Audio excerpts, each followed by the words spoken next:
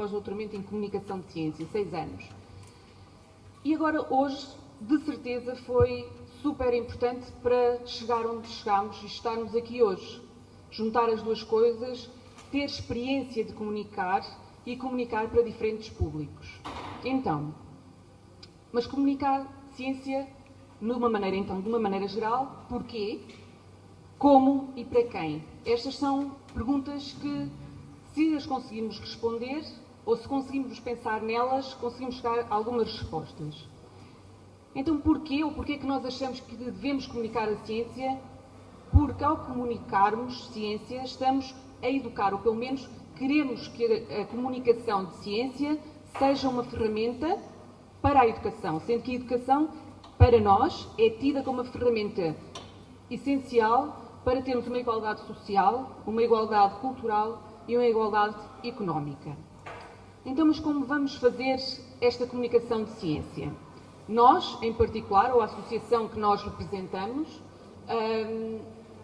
tem como ideia ou como pilar que esta comunicação de ciência deve ser feita através da criação de comunidades de aprendizagem colaborativa. O que é isto? O que é que nós chamamos estas comunidades de aprendizagem colaborativa? As pessoas têm tendência, em alguns casos, ou grupos de pessoas, a trabalharem muito sozinhos.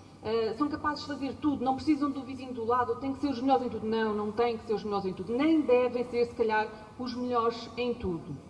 Então nós advogamos que uma comunidade de aprendizagem colaborativa pode ser macro ou micro.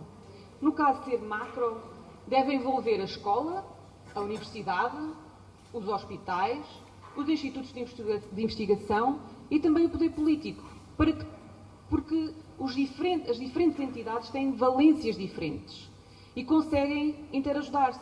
Uma coisa que eu sei melhor, se calhar o autarca do meu município não sabe tão bem e eu posso ajudar. Obviamente eu não sei as coisas que ele sabe, portanto, mas se trabalharmos em conjunto, talvez consigamos avançar.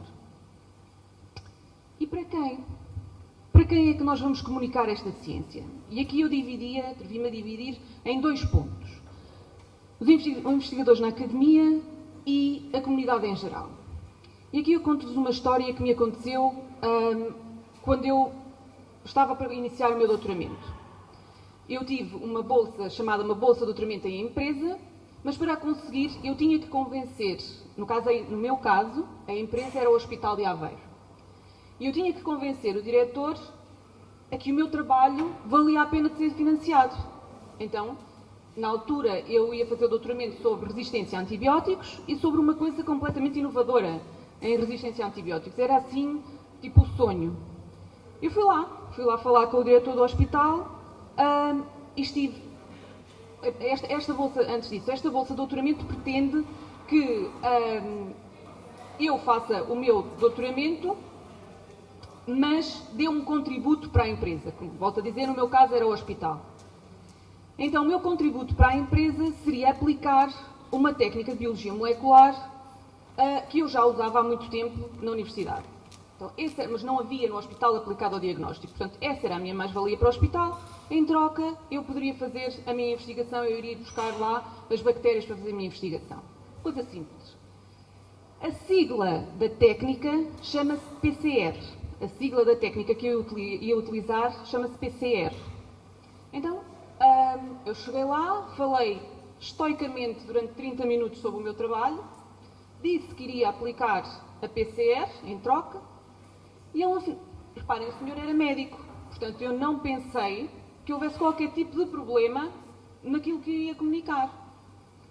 No final, ele disse-me, quanto ao seu trabalho, parece muito interessante, mas para que é que isso serve? E quanto à PCR, nós já fazemos. Eu não sei qual que fiquei mais chocada. Tipo, para que é que servia o meu trabalho? E eu não conseguia responder. Estive ali engasgada e eu não conseguia responder para que é que servia o meu trabalho. E ele ia financiar-me, supostamente. E a PCR, eu tinha certeza que não havia lá a biologia molecular. Então, outra questão de comunicação. As siglas são uma chatice. Porque eu queria dizer Polymerase Chain Reaction e ele dizia proteína C reativa. 2 coisas que não têm nada a ver e que ainda pode ser paragem cardiorrespiratória. Nada a ver. Portanto, as siglas podem ser uma chatice. E a questão do meu trabalho, ali penso que foi o primeiro clique do quão importante é a comunicação. Dentro do meu laboratório eu nunca tive que dizer a ninguém qual era a importância do meu trabalho. Todos sabiam e todos estavam contentes por mim. Foi a primeira vez, e na verdade naquele dia eu cheguei à conclusão que naquele dia o meu trabalho para ele não servia para nada. Não servia para nada. Ter aquele determinante de resistência ou ter o outro era a mesmíssima coisa. Só queria dizer que dava este antibiótico ou não dava. Pronto, não servia para mais nada. Então, mas eu tive a bolsa. Lá consegui dar a bolsa. Então, temos que ter aqui algumas questões em atenção. No que diz respeito à academia, devemos ter um rigor científico, devemos ter uma metodologia, normalmente em inglês, para a comunidade internacional ser perceptível, para o nosso trabalho ser perceptível na comunidade internacional. Devemos submeter-nos a avaliações públicas e, obviamente, tentar que o nosso trabalho seja publicado em revistas conceituadas. Ora, tanta coisa para cumprir parece ser mais difícil que a comunidade em geral, não é? Comunicar para a comunidade em geral é bem, bem mais difícil. Então, agora trazendo isto tudo um bocadinho para a prevenção das doenças. Porquê?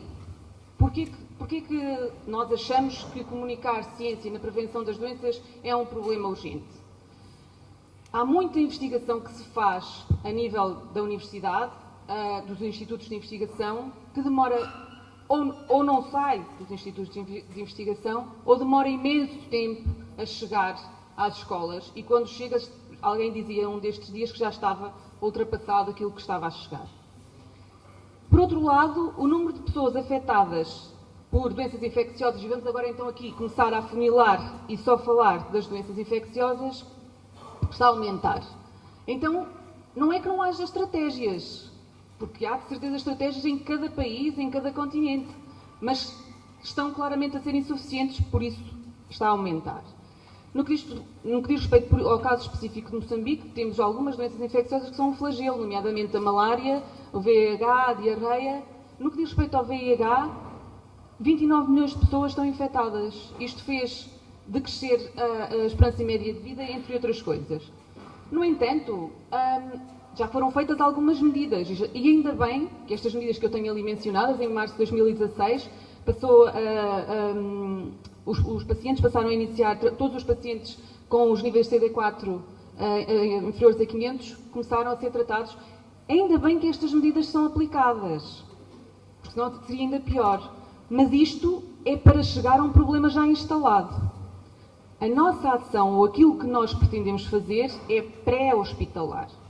O que nós pretendemos que a nossa ação seja a montante do problema, ou seja, prevenção.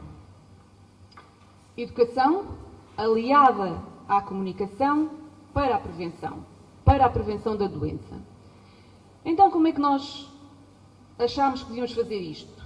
Com o nosso tema, ou o tema do nosso projeto, ou aquilo que nós criámos, acaba por ser para sensibilizar para o controle de infecção através da educação. Se as pessoas perceberem o porquê de determinada doença ou o porquê de determinado tratamento, vão estar mais receptivas. Qualquer coisa que é imposta é sempre mais difícil de fazer funcionar. Se eu entender porquê que estou a fazer aquilo, se calhar vou fazê-lo com mais boa vontade. Então, nós baseámos-nos também,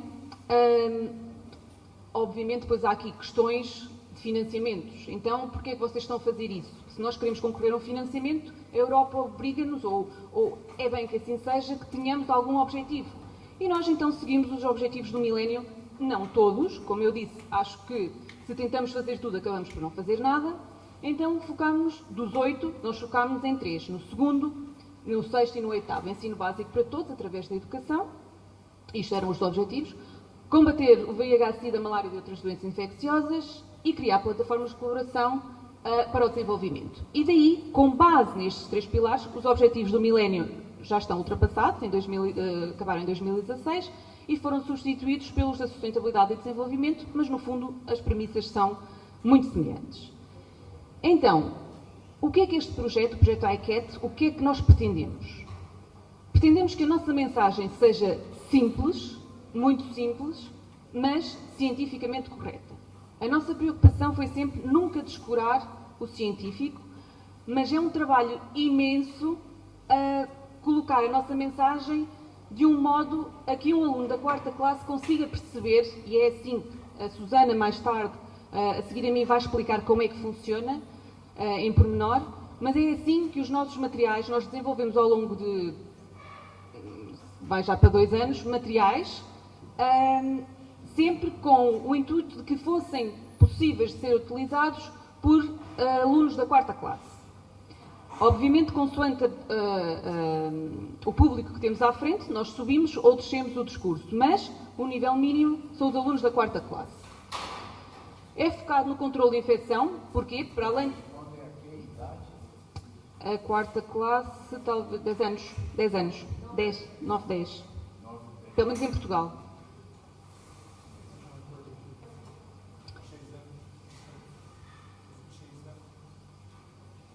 Como já disse, o projeto é focado no controle de infecção. E aqui o controle de infecção... Porquê no controle de infecção? Nós vamos, e vão aperceber-se disso um bocadinho mais à frente, vamos focar-nos no VIH, as nossas atividades focam-se no VIH, na tuberculose e na malária, ou nas doenças transmitidas por mosquitos. Tudo coisas que não se veem.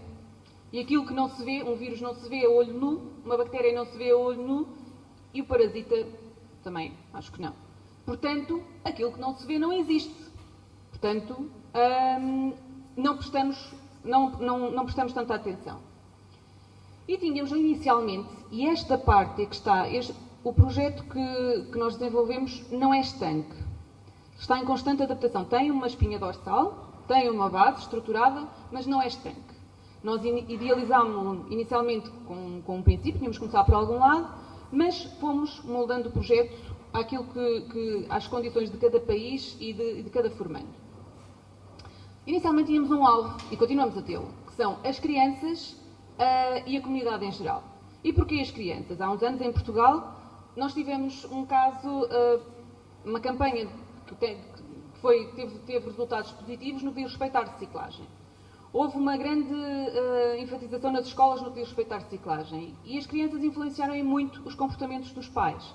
Então, essa foi a nossa linha de pensamento. Se nós começarmos ou se levarmos estas informações básicas, e vocês vão ver que todos os programas, ou tudo aquilo que nós falamos de tuberculose, do VIH e das doenças transmitidas por mosquitos, são às vezes coisas muito simples,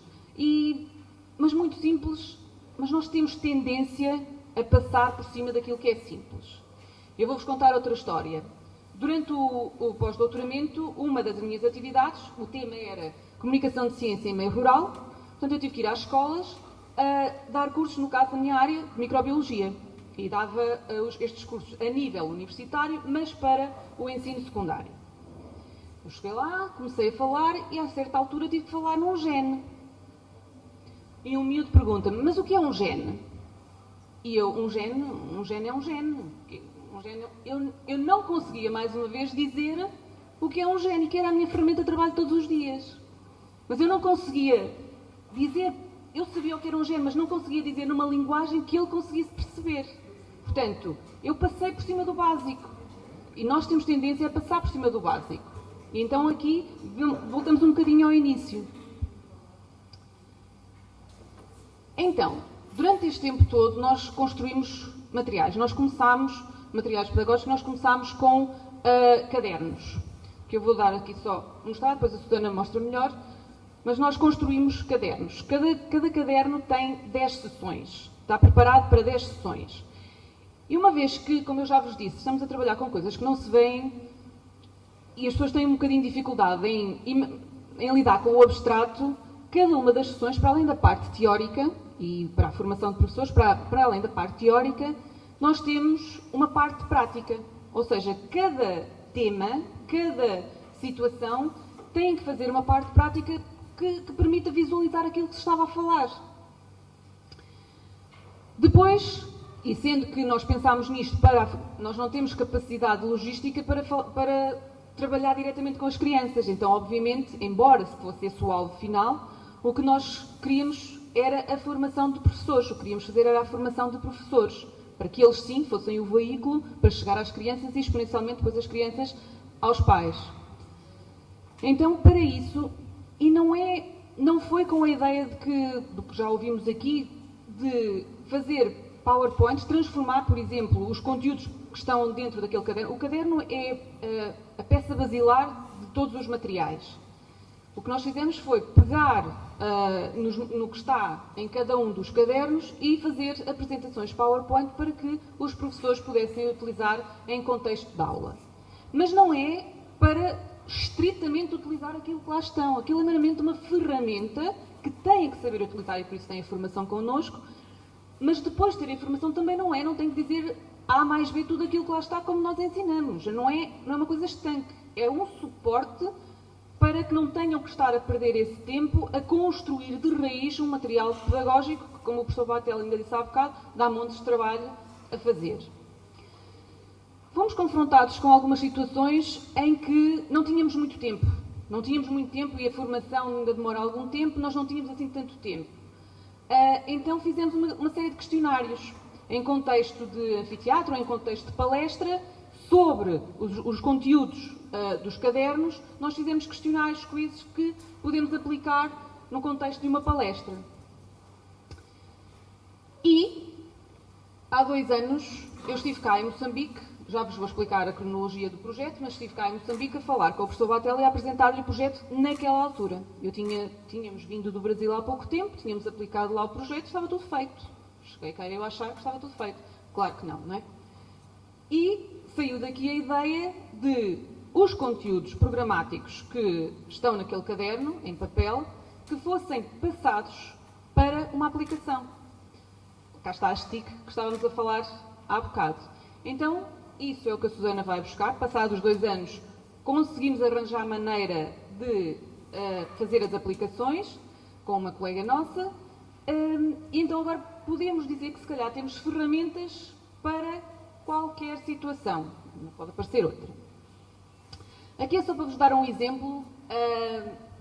Isto são exemplos de vírus que os professores que tiveram formação connosco, depois de terem a formação, eles viram a parte teórica, viram a imagem vista de microscópio eletrónico e depois foi-lhes dada plasticina para eles fazerem uma réplica daquilo que tinham visto. Portanto, temos uns mais bonitos, outros menos bonitos, mas uma coisa que é importante, todos eles têm aqui as estruturas básicas. Os professores apreenderam, quem tem mais ou menos jeito isso já não interessa, mas os professores apreenderam quais eram as estruturas básicas que constituíam o vírus. E esse era o objetivo.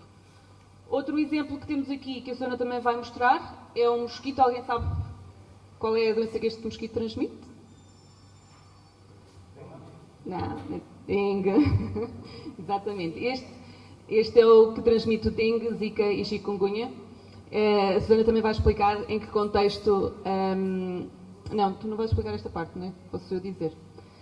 O que a colega que está responsável por esta parte das doenças transmitidas por mosquitos faz, este material é super simples, é o chamado limpa-cachimbos, então tem cores diferentes e ela, quando está a fazer a formação dos professores, o que faz para fomentar a atividade e para estimular que se lembrem, é associar, porque de facto o mosquito realmente tem estas cores, é branco e preto, o que transmite o dengue, zika e chikungunya é branco e preto. O que transmite a malária é o castanhinho, este castanhinho assim mais escuro, e o que transmite a filaríase é o castanhinho mais claro. E isto são tudo coisas, ou tudo características que podemos ver a olho nu. Então, quando os professores, depois de receberem a formação, quando foram escolher o mosquito que queriam fazer, já sabiam a que doença é que correspondia aquele mosquito, ou que doença é que aquele mosquito podia transmitir. Isto para os professores, mas outra coisa é a transversalidade das áreas que podem ser aqui cobertas. Nós estamos a ensinar a biologia. Ao construir o mosquito não aparece assim, como é lógico, ao construir o mosquito, vão ter que saber que é um artrópode, que tem 4 patas, que tem um probóscide, que tem 2 asas. Portanto, há aqui uma transversalidade de conhecimentos. Depois a Susana também explica melhor outros aspectos. Os programas, como eu disse então, são, neste momento, e que nós temos estado a aplicar, são 3. O HIV, malária e tuberculose. Os programas são independentes, ou seja, se quiserem aplicar num trimestre um e noutro trimestre outro, eles não têm precedências, por assim dizer, são independentes, mas fazem algum sentido. Tem algumas coisas em que podem ir relembrando os alunos daquilo que deram no trimestre anterior. Nós somos uma equipa multidisciplinar, somos este conjunto de pessoas está na base da criação deste projeto. A Inês Cravo Roxo esteve cá no Brasil, em Moçambique, 2 anos a trabalhar num projeto de malária, portanto é ela a responsável pela malária, pelo o ramo da malária e as doenças transmitidas por mosquitos. Eu sou de Biologia e a minha parte seria a resistência a antibióticos, que ainda não está totalmente desenvolvida. O Rui Soares, que era suposto estar cá connosco, mas não pôde vir, é médico e é responsável pelo HIV, pelo ramo do HIV. O Richard é antropólogo e está aqui connosco porquê? Porque neste momento ele está a tirar o doutoramento em História da Ciência. Então nós achamos que ele podia entrar aqui, mais uma vez a História da Ciência, mas podia entrar aqui nestes cadernos também com uma atividade. Então a atividade que é transversal aos 3 e que ele faz é uma linha temporal. Por exemplo, nós costumamos dar a ideia de, se estiverem em contexto de sala de aula, colocarem uma linha temporal à volta da sala para que os alunos percebam as diferentes alturas em que apareceram ou que se descobriram estas doenças. O que ele faz é falar dos intervenientes, dos cientistas que estiveram envolvidos e dos achados. E eles perceberem que também que há doenças que são muito antigas e outras muito recentes. Não quer dizer que não estivessem já lá, não tínhamos era a capacidade de as ver, como é, por exemplo, a capacidade de ver os vírus. Depois temos a Ana Carvalho, que é farmacêutica, e a Susana, que é bióloga. Mas ainda isto foi o grupo que se juntou para criar o projeto. Mas tentámos, mais uma vez, cada um especialista na sua parte. Então, cada um na sua parte foi buscar outras pessoas. Como eu vos disse, e acho que isto é muito importante, tirando o Rui, nenhum de nós é médico. Nós não estamos ou não vimos passar nada de tratamento. Falamos disso, mas não é esse o nosso foco. É a prevenção. No entanto, surgem perguntas e nós queremos também ajudar a responder. E por isso temos como conselheiros sempre, no meu caso é um infecciologista do hospital, temos sempre como conselheiros um cientista, 1 ou 2 cientistas e um médico. Os cientistas para nos ajudarem nas evoluções daquilo que se descobriu, se há alguma atualização, e o médico que nos ajude a uma resposta mais prática que nos possa surgir. Isto acontece, no meu caso, na resistência a antibióticos, acontece no caso da malária, a Inês também tem uma médica conselheira e a Susana também tem uma médica conselheira. Então, especificamente, como é que funciona a formação, ou como é que funcionou até agora, que não quer dizer que seja estanque e que seja sempre assim, como é que funcionou até agora as ações de formação de professores que nós fizemos? E as 2 que fizemos foram no Brasil. Nós juntamos os professores numa sala e explicamos-lhe como é que vai decorrer. Dizemos que vão ter uma formação sobre 3 áreas distintas e que vão ter que rodar por elas todas. Depois disso, eu costumo apresentar o formador de cada uma das áreas e dividimos os professores em turmas mais pequenas, em grupos mais pequenos, para que haja uma maior interatividade com o formador. E eles vão rodando entre as 3 oficinas, ou as 3 workshops, ou o que lhe quiserem chamar. Depois disto acontecer, nós também queremos saber qual é o impacto, porque reparem, eu disse isto foi no Brasil.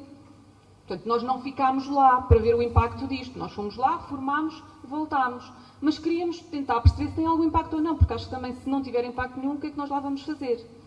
Então, no final disto, da formação que fazem, preenchem um formulário e depois de preencherem esse formulário, que tem algumas questões em que nós conseguimos perceber se as pessoas apreenderam algumas coisas da formação ou não, ficam com acesso a todas as ferramentas com que aprenderam a trabalhar. Com o caderno virtual, com os PowerPoints, com os quizzes, com todas as ferramentas com que aprenderam a trabalhar. No caso do Brasil foi uma coisa curiosa, porque nós a última vez fomos em novembro. Fomos em novembro, portanto era no final do ano letivo, só nos responderam aos questionários quando voltaram novamente às aulas em inícios de março. Portanto, passou imenso tempo. E foi, de certo modo, interessante para nós perceber que, tanto tempo depois, realmente tinham apreendido, porque tínhamos perguntas, e realmente tinham apreendido os conceitos que queríamos passar. Então, só para vos dar uma ideia do nosso percurso, do que é que nós já fizemos, nós começámos por testar esta ideia em Portugal. E começámos por testar o ramo do HIV. Até porque o colega que o idealizou de uma maneira, e sabemos que é sempre, ele aborda a parte da sexualidade, a parte dos sentimentos, das emoções, e podem ser assuntos sensíveis. Então este foi o ramo que nós testámos lá, e em crianças da 4ª classe, para perceber qual era a receita. Os pais foram informados que eles iriam ter esta formação, e nós testámos esta parte para, ponto 1, perceber se os miúdos, se poderíamos falar daqueles temas naquelas idades. E ponto 2, também perceber qual era a receptividade dos pais de estarmos a falar destes assuntos aos filhos naquela idade. Pronto, e correu bem, e isto foi em 2016. Em 2016 também fomos então a primeira vez ao Brasil. E desta vez fomos formar apenas professores. Nós achávamos, talvez com preconceito, que quando fizemos estas atividades seria para professores da área das ciências, só, onde já teriam alguma base. E não foi assim que aconteceu. Quando chegámos lá, eram professores do Rio Grande do Sul, do estado do Rio Grande do Sul, que se reuniram no Colégio Maria Auxiliadora, mas eram professores que cada escola destacou para ir ter formação. Nós não fomos nós que os escolhemos. Então nós tínhamos professores de português, professores de geografia, professores de educação visual, educação física, tipo, a maior diversidade de áreas e de níveis de escolaridade. Pensámos que ia ser um fiasco, mas se tivermos a humildade de ter a mente aberta e de receber o feedback das pessoas, corre bem, e foi o que aconteceu. Porquê? Porque os professores que viram os materiais e que fizeram a formação, viram nos materiais coisas que nós não tínhamos pensado. Por exemplo, todos os cadernos têm um mapa-mundo para que a atividade é que as crianças pintem a descrição da doença. É explicado isso na teoria, e a prática é então eles depois, por exemplo, verem quais são os países que têm mais malária, onde é que a malária é mais prevalente. Então os professores de geografia acharam que aquilo era ótimo para eles poderem utilizar. Eles conseguiam passar a prevenção do controle das infecções na sua aula de geografia. E não tinham que ter propriamente uma capacitação de saúde, virada para a saúde. Por outro lado, tínhamos então professores de educação visual, que então aí o que é que eles acharam que tinha a ver com a saúde? Estavam completamente ali perdidos. Quando começou a parte das atividades práticas, começaram a dar-nos ideias dos materiais. A dizer, mas nós aqui podemos utilizar outra coisa. Nós podemos utilizar o esferovite ou o isopor, como vocês dizem lá. Ou nós podemos utilizar... Não sei, estavam a dar montes de ideias em que eles sentiram-se parte do processo. Portanto, eles conseguiam fazer atividades, eram professores de educação visual, e conseguiam fazer atividades para a prevenção de doenças. E nós não estávamos, confesso, nós não estávamos à espera de obter esse feedback. Mas a partir do momento em que o apreendemos, fantástico, impulsionámos. Como disse, em 2016 vim cá então a Maputo e reuni com alguns professores do primeiro ciclo. E aí foi o meu primeiro impacto, que o que resultou no Brasil não é necessariamente o que resulta aqui, porque são pessoas diferentes, são contextos diferentes, então mais uma vez não há problema, vamos tentar abrir a mente, vamos tentar ver com aquilo que temos o que é que podemos fazer diferente e o que é que podemos melhorar. A sugestão que levei nessa altura, como já vos disse, foi transformar os cadernos, o conteúdo dos cadernos, em aplicações, ou que possam ser utilizadas em telemóveis, ou em ou tablets, ou o que for, para que seja mais interativo. Como eu vos disse no início, lembram-se da criação de comunidades de aprendizagem colaborativa. E esta parte eu volto a insistir nela porque é importante. Eu expliquei a macro, mas na altura não falei na micro. O que é que nós entendemos como uma comunidade de aprendizagem colaborativa micro? Pode ser dentro de uma colaboração entre os professores das diferentes áreas. Como eu estava a dizer, a professora de Educação Visual estava a sugerir materiais para poder fazer estas atividades. Pode ser dentro da escola. Nós tivemos uma situação engraçada quando fomos a Canoas. O colega da parte do HIV tinha-se esquecido de levar algum material que ele precisava. Então a escola foi pedir esse material, ele foi com uma professora da escola, e foi pedir esse material ao centro de saúde que era do outro lado da rua. Eles nunca tinham colaborado. Estava do outro lado da rua e nunca tinham colaborado. Nem em troca de materiais, nada. Nada. Então estamos a falar de coisas simples. Quando nós estamos a falar de colaborações, às vezes, não tem necessariamente que envolver dinheiro. Não tem necessariamente que envolver grande financiamento. Tem que envolver grande conhecimento de cada um. O melhor conhecimento que cada um tem para dar. E dito isto, desta segunda vez que fomos ao Brasil, demos um salto. A primeira vez fomos convidados por uma escola. E os professores do Estado vieram à escola. A segunda vez já não foi assim. A Prefeitura de Santa Maria foi quem nos convidou. O poder político foi quem nos convidou. É claro que se da primeira vez nós atingimos 80 professores e já foi espetacular, desta vez nós atingimos 1430 pessoas, entre professores e agentes de saúde. Porque, mais uma vez, nós também estamos sempre a ser postos à prova. Ok, já tínhamos experimentado isto no ano anterior com professores, estava feito, era só repetir. Não. Desta vez tinham-nos aparecido agentes de saúde. Pessoas com outra formação que nós não sabíamos se estávamos aptos para falar para eles na mesma sala que os professores. Porque demos formação aos dois ao mesmo tempo. Mas, mais uma vez, e depois a Susana também pode falar mais de perto de alguns testemunhos, foi interessante colocar os professores e os agentes de saúde com os centros de saúde a falarem, que eram até da mesma região e nem sequer se conheciam.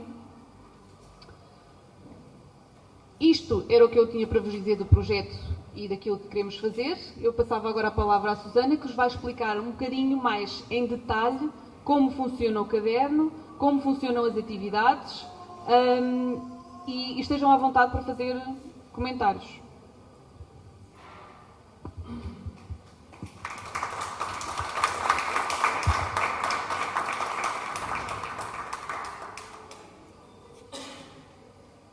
Diretamente a crianças, mas também para formarmos então professores. Professores que vão eles depois formar as crianças. E a informação passa desta forma. E nós esperamos também que a seguir as crianças passem esta informação à família, aos amigos. E também está preparada para profissionais de saúde. E esperamos nós que depois esta informação seja passada aos doentes, porque os agentes de saúde contactam no terreno com os doentes. E o nosso foco é sempre este, é passar informação de uma forma simples, porque pessoas informadas são capazes de ter atitudes, são capazes de tomar decisões apropriadas e desta forma isso é muito importante para o processo do controle da infecção. Nós temos então neste momento temos a perspectiva de outros ramos, de criar outros ramos. Neste momento temos estes três, HIV, tuberculose e malária. Como vocês podem reparar no símbolo do nosso projeto, é uma árvore. Portanto, estas formações, estes três projetos, têm um tronco comum, não é? Uma base comum, mas depois têm diferenças nos conteúdos, como é óbvio. Falando agora na estrutura e na organização de cada uma das formações. Elas têm uma estrutura transversal. Em termos de temas de cada sessão, e porque falamos de 3 doenças, temos também temas transversais, como os sintomas da doença. Portanto, temos 10 sessões preparadas e em cada sessão vamos falar dos sintomas, vamos falar da prevenção, vamos falar como se transmitem estas doenças e como é que vamos fazer isto.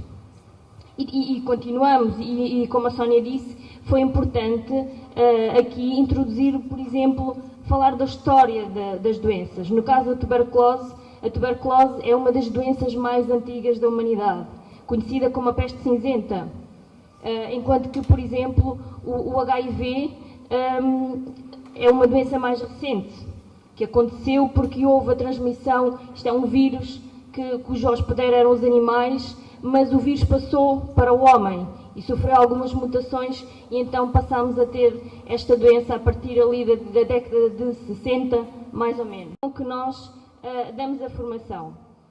É explicado que tudo isto que nós falamos é meramente um suporte. As pessoas depois podem trabalhar isto da forma que for mais confortável, podem usar o material que nós oferecemos e trabalhar à sua maneira.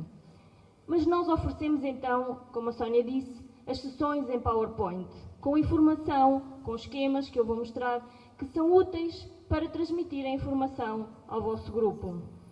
Temos então o manual, aqui temos o manual impresso, pode ser o manual também está preparado para ser apenas em suporte digital, podem apresentá-lo em suporte digital. O manual tem um texto introdutório à sessão, tem o enunciado das atividades, tem questões sobre o tema, que depois no final vamos tentar responder, vamos tentar que o nosso grupo responda às perguntas e assim ficamos a saber se realmente o objetivo daquela sessão foi atingido.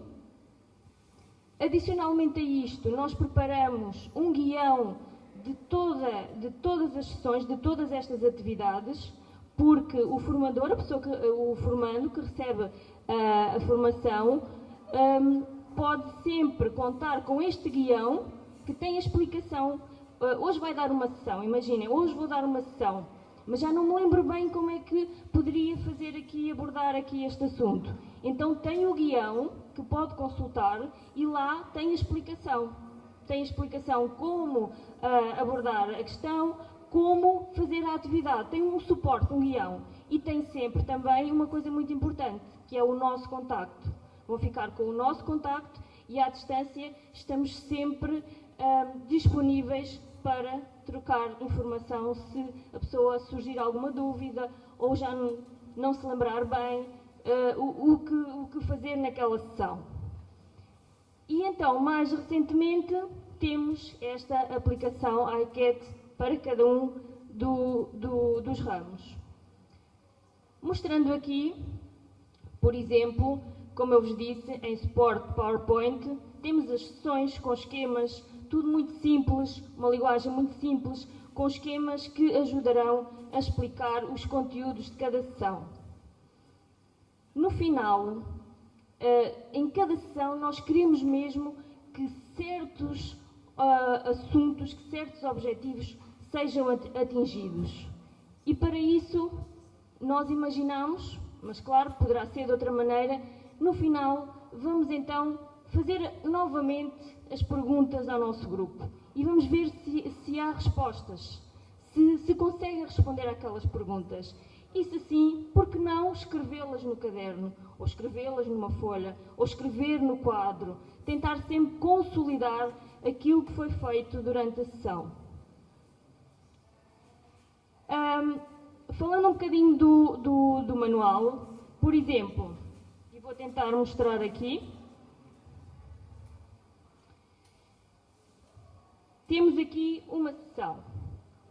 Nesta primeira página temos o texto introdutório à sessão, que aborda o tema. Neste caso, são os sintomas e os sinais da tuberculose. Nesta página... Sónia, podes me ajudar? Nesta página aqui, temos alguns conceitos e conteúdos que são... Que se a pessoa tiver alguma dificuldade, como se fosse um dicionário.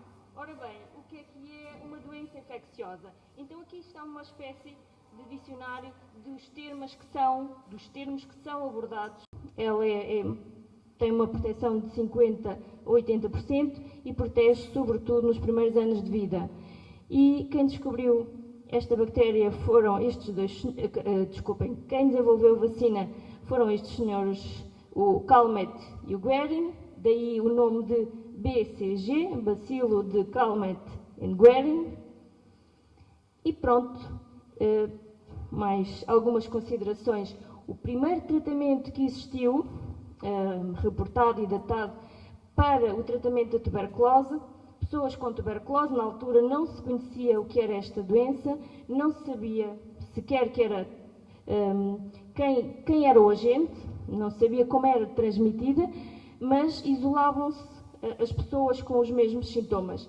E essas pessoas eram aconselhadas, claro que não era para todas, mas era classe média alta, eram aconselhadas a fazer viagens a ir numa viagem para o mar ou para a serra, ou seja, o objetivo era apanhar ar fresco e sol.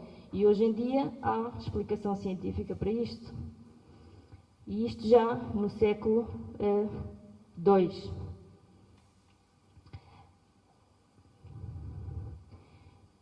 Só aqui uma última demonstração. Todos os anos, através da Organização Mundial de Saúde, sai uma lista dos países que mais contribuem em números de casos de tuberculose. Essa lista são sempre normalmente ou 20 ou 22 países e dessa lista faz parte Moçambique.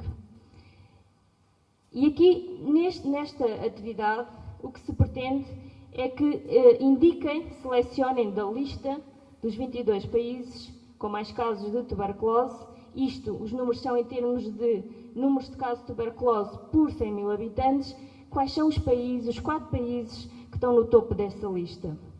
E vamos aqui tentar selecionar, portanto, será o Brasil? Não. O Brasil está na lista, mas não está no topo da lista. No topo da lista está, por exemplo, Moçambique, África do Sul, vamos lá ver as Filipinas. Não, as Filipinas não está. Aqui não sei porque é que não ficou. E também o Camboja. Claro que estes números vão de ano para ano e de acordo com os dados da Organização Mundial de Saúde, vão sendo atualizados. E daí o nosso contacto permanente depois com as pessoas que fazem a formação para ir atualizando sempre os conteúdos. Só aqui mais uma demonstração.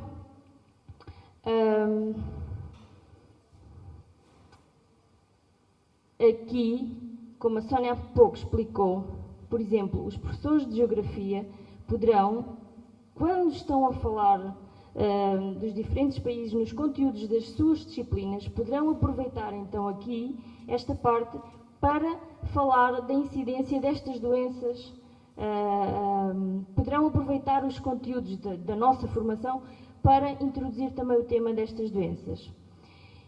E o que eu queria só falar-vos também, e aqui acho que já deu para terem, no final temos um desafio em que são puzzles para construir de cada uma das sessões, mas queria-vos dar, saindo agora da aplicação, voltando à minha apresentação, queria-vos só falar porque é que estes temas, e nomeadamente no caso da tuberculose, o sentido desta formação. Porque no nosso dia-a-dia temos muitos problemas para resolver. Mas estas 3 doenças também são um problema real. E no caso da tuberculose, como vocês veem ali, a cada minuto morrem 3 pessoas e outras 17 adoecem. Portanto, desde que eu comecei esta minha apresentação, já morreram umas quantas pessoas com tuberculose. Muitas. Fazendo as contas, matemáticos que aqui estão, mas é uma conta fácil. Já no finais do século XIX, século XX, a tuberculose era uma doença bastante real, de tal forma que foi retratada em muitos quadros, e aqui tenho um exemplo de um quadro, em que a imagem, ali naquele quadro, a imagem em destaque, é uma imagem que representa a tuberculose, enquanto que ali embaixo temos uma imagem que representa a guerra e a outra que representa a cólera. Portanto, é uma doença bastante antiga, como eu já vos disse, e com bastante... nesta altura, finais do século XIX, chegavam a haver mais de 1000 casos por 100 mil habitantes. Por exemplo, Moçambique tem cerca de 550 casos de tuberculose por 100 mil habitantes. Portugal, neste momento, é considerado país de baixa incidência de tuberculose. Nós, neste momento, temos menos de 20 casos por 100 mil habitantes. O Brasil tem cerca de 42 casos de tuberculose por 100 mil habitantes. Mas também a população do Brasil é bastante. População mundial, 7 milhões. Mais que 7 milhões. Bilhões, desculpem, bilhões. Eu não sei se têm esta ideia, mas atualmente estima-se que 1/3 da população mundial está infectada com o bacilo da tuberculose. Isto porquê? Porque temos 3 situações. A pessoa pode contactar no dia-a-dia com a bactéria da tuberculose e, se o seu organismo estiver em perfeitas condições, se a pessoa for saudável, se alimentar bem, se descansar, se fizer exercício, o seu organismo está a funcionar a 100%.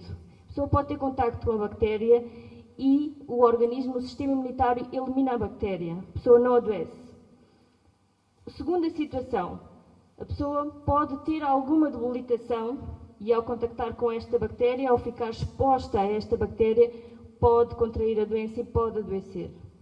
E há ainda uma terceira situação, que a pessoa contacta com a bactéria, ela fica alojada no seu organismo. Porquê? Porque o sistema imunitário, de alguma forma, consegue reagir, consegue apenas controlar, delimitar ali a bactéria e evitar que ela se dissemine no organismo.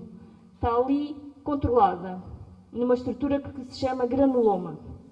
E, portanto, esta situação pode ficar, é o chamado estado latente da tuberculose. E a pessoa tem a bactéria no organismo, está controlado, pode permanecer anos naquela situação, toda a vida, mas uma percentagem, cerca de 10% das pessoas, podem contrair a doença. O sistema imunitário, por algum motivo, pode ter uma quebra e a pessoa tem a bactéria já dentro de si e ela dissemina. Temos 10 milhões de crianças órfãs cujos pais morreram com tuberculose. Só um panorama das 3 regiões onde a tuberculose é mais incidente, que é a África, a Ásia e a Europa de Leste. E só aqui, mais uma vez, no mapa, a lista dos 22, isto são dados de 2016, são sempre dados que vão sendo atualizados. Em 2016, esta era a lista dos países onde ocorrem 80% dos casos de tuberculose, contribuem a 80% dos casos de tuberculose.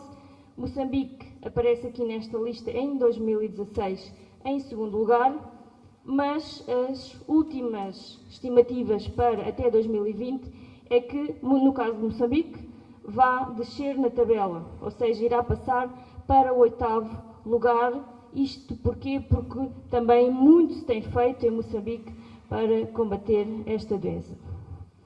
E pronto, e termino aqui a minha apresentação. Obrigada.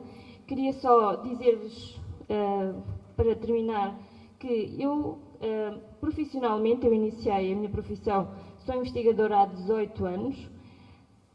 Há 7 anos que sou professora e isto significa que cada vez... Eu comecei como investigadora. O que é que eu faço? Eu tenho vários projetos. Um deles é descobrir genes que codificam enzimas com funções em determinadas vias metabólicas desta bactéria e tentamos, de alguma forma, encontrar fármacos que sejam que bloqueiem essas vias e que dessa forma impeçam a bactéria de sobreviver. E, portanto, no laboratório eu estou a contribuir para que algo seja feito contra esta doença. Mas desde há 7 anos que sou professora de microbiologia na Escola de Enfermagem, que sou mais feliz profissionalmente. E desde há 2 anos que estou neste projeto, que ainda sou mais feliz profissionalmente, porque passei do laboratório para o terreno e consigo ver mais trabalho a acontecer. Só para vos dar uma ideia, desde que é descoberto um composto com uma atividade que consiga eliminar uma bactéria, demora cerca de 20 anos a que esse composto seja colocado no mercado. Enquanto que as bactérias, não só de tuberculose, mas de outras responsáveis por outras infecções, em 2 anos conseguem adquirir mecanismos que lhes permitem resistir aos antibióticos. E nós não estamos a conseguir acompanhar esta corrida. Então, com este projeto, em que apostamos na prevenção e na informação, conseguimos ir muito mais à frente e eu, desta forma, contribuo também, de outra forma, para o combate desta doença. Obrigada. Muito obrigado. Muito obrigado, Susana. Muito obrigado, Sónia. Obviamente temos tempo para perguntas. Isto ainda nem começou a anoitecer. Não sei quem é que...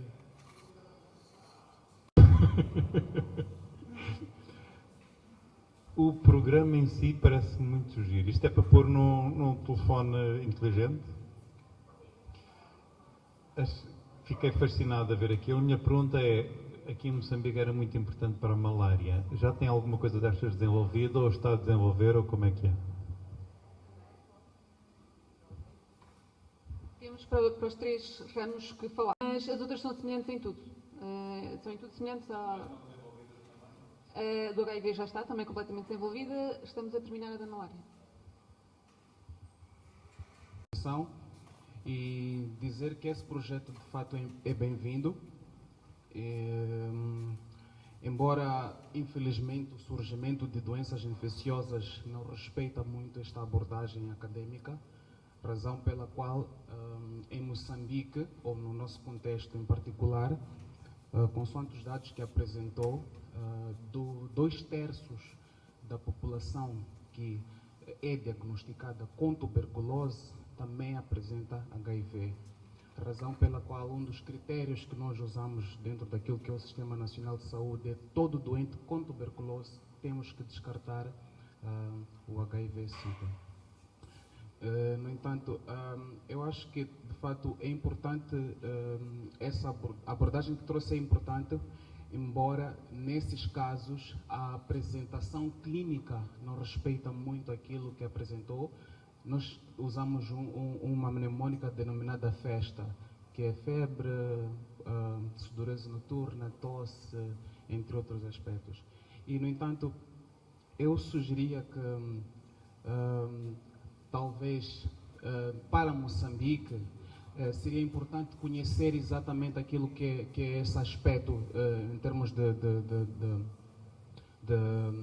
em termos de patologia, tanto para a tuberculose, assim como HIV, para poder melhorar este conhecimento, como foi apresentado na exposição anterior, que essa preparação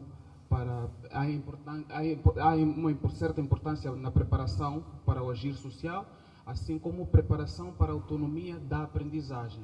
E nesse contexto da autonomia para a aprendizagem, eu acho que é importante conhecer que estas duas entidades, elas andam muito juntas no nosso contexto e quando for abordada, é importante fazer esta menção e talvez procurarmos trazer aqueles que são os padrões da apresentação, não é, da tuberculose num paciente com HIV, que tende a ser muito diferente num paciente sem HIV.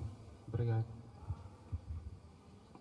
Sim, do público-alvo que nós temos e da situação que nós temos, e como nós já dissemos aqui, nós com esta formação nós temos vindo também a adaptar e quando chegamos tentamos nos inteirar da situação. Portanto, quando nós estivemos no Brasil, antes de iniciar a formação nós reunimos com a Secretária da Saúde e da Educação para falar da situação em concreto de Santa Maria, para nos inteirarmos da situação, e sim, é verdade o que falou. Se falarmos em termos de doentes com tuberculose, temos uns números, foi isso que eu falei. Se falarmos em doentes com infecção de tuberculose, HIV, temos outros números. HIV positivo, HIV negativo, sim, é verdade. Eu aqui não abordei em pormenor essa parte, foi tudo mais na perspectiva de trazer um pouco de tudo e de todas as atividades que temos, manuais, no caderno e também esta nova ferramenta, esta aplicação e o nosso objetivo de dar informação, porque penso que concorda comigo que é importante passar informação às pessoas, porque se as pessoas tiverem conhecimento, elas próprias podem ajudar os outros, podem se ajudar a elas próprias, ter atitudes de prevenção, a ir ao médico, porque já aprenderam que aqueles sinais são desta doença, os outros sinais são de outra doença, poderão elas ter esta proatividade de se ajudar a ir ao médico ou de ser observadoras na família, no grupo de amigos. Tu não estás bem, esses sintomas, deves de ir ao médico. E as crianças nisto, elas são muito proativas. Pronto, e era isso que eu queria dizer. Sim, tudo o que falou é verdade. Eventualmente, se fizermos esta formação em Moçambique, primeiro temos que saber muito mais da realidade daqui. Só completar, eu não sei se disse isso no início, era para ter vindo o nosso colega do ramo do HIV. Ele era para estar cá, não pôde, e nesse sentido também virem eles os dois, por exemplo, não vir a colega das doenças transmitidas por mosquitos, mas virem eles os dois para poderem interligar as duas temáticas, porque não sabendo ao certo, ou não tendo a especificidade dos números cá, saberíamos que haveria essa questão. Muito obrigado. Não sei se temos mais questões. Bom, se não temos mais questões, então resta agradecer-vos.